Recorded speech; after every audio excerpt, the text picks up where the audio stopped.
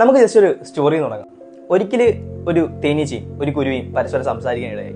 അതിനിടയിൽ കുരുവി തേനീച്ചയോട് ചോദിക്കും, തേനീച്ച, നീ ഇങ്ങനെ ശേഖരിച്ച് വെച്ചിരിക്കുന്ന തേനെല്ലാം പെട്ടെന്ന് ഒരു ദിവസം മനുഷ്യന്മാർ നിന്റെ നിന്ന് എടുത്തുകൊണ്ട് പോകും. അപ്പൊ നിനക്കിത് കാണുമ്പോഴത്തേക്ക് വിഷമം ഉണ്ടാവാറില്ലെന്ന് കുരുവി തേനീച്ചയോട് ചോദിക്കും. അപ്പൊ തേനീച്ച കൊടുക്കുന്ന ഒരു മറുപടി ഉണ്ട്, കുരുവി, എനിക്ക് വിഷമോ സങ്കടമൊക്കെ ഉണ്ടാവാറുണ്ട്. ഞാൻ അത്രയും കഷ്ടപ്പെട്ടുണ്ട് ശേഖരിച്ച് വെച്ച തേനൊക്കെ അല്ല. അപ്പൊ പെട്ടെന്ന് ഒരു ദിവസം എന്നെ എടുത്തുകൊണ്ട് പോകുമ്പോഴത്തേക്ക് എനിക്ക് ഉറപ്പായും സങ്കടം ഉണ്ടാവാറുണ്ട്.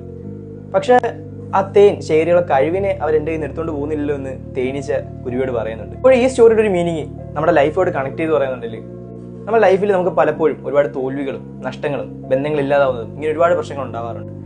അപ്പം സ്വയം നമ്മൾ ചിന്തിക്കും, ഓ, എൻ്റെ ലൈഫ് മാത്രം ഇങ്ങനെ ആയിപ്പോയി, എനിക്കിനി ഒന്നും ചെയ്യാൻ പറ്റത്തില്ല. ഒരുപാട് പേര് നമ്മൾ കളിയാക്കാനും നീ താഴെ നിൽക്കേണ്ടവനാണ് എന്നൊക്കെ പറഞ്ഞ് നമ്മളെ പറയാനും ഒരുപാട് ആൾക്കാർ കാണും. അപ്പോൾ ജസ്റ്റ് തിങ്ക് ചെയ്ത് നോക്കി, ആ ഒരു തോൽവിയിൽ നിന്ന് പഠിച്ച ആ ഒരു കാര്യം അത് മുന്നോട്ട് ആവർത്തിക്കാതെ ഞാൻ നിങ്ങൾക്ക് സക്സസ് ആയിക്കൂടാ. അല്ലെങ്കിൽ ആ തേനീച്ച പറഞ്ഞ പോലെ ആ തേൻ ശേഖരിയുള്ള ആ കഴിവ് അതുപോലെ തന്നെ